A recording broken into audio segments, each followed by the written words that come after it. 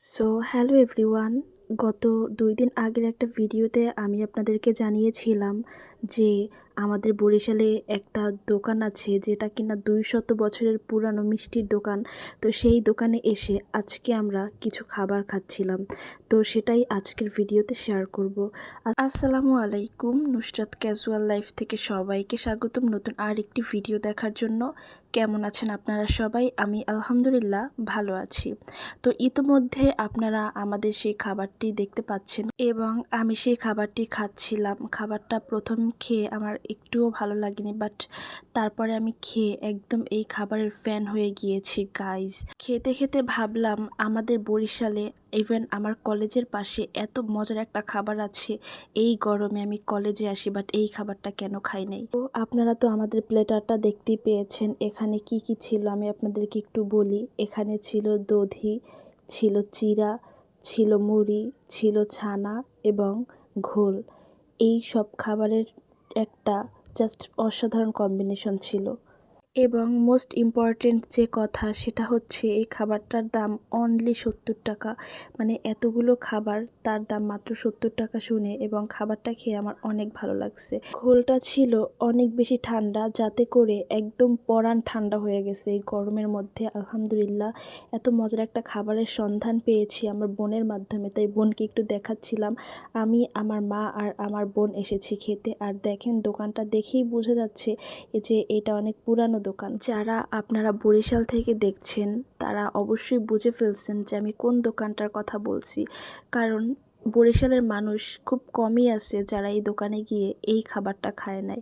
বিশ্বাস করেন গাইজ, এত বেশি মজা ছিল।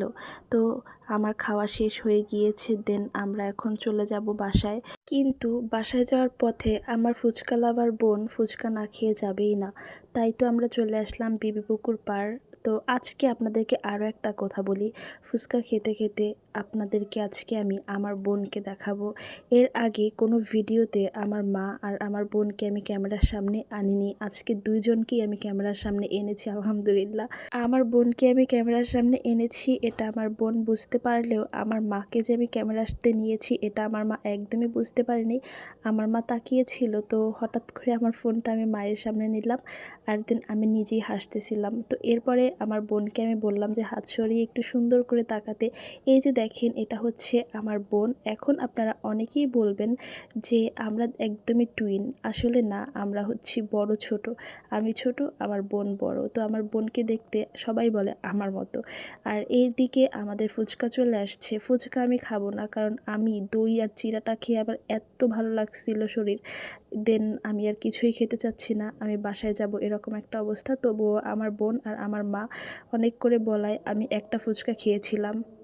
এখানকার ফুচকার টেস্ট জাস্ট অসাধারণ ছিল, বাট তবুও আমার খেতে একদমই মন চায়নি। আমি আমার মাকে আর আমার বোনকে বলছিলাম ফুচকার বদলে যদি চা হতো তাহলে মন্দ হতো না ব্যাপারটা। তো সেটা শুনে আমার বোন আবার হাসছিল, বলছিল আজকে আমি এই পর্যন্তই খাবো, এরপরে আমি আর চা খাবো না। দেন আমি বলেছি যে চা না খেয়ে আমি বাসায় যাব না।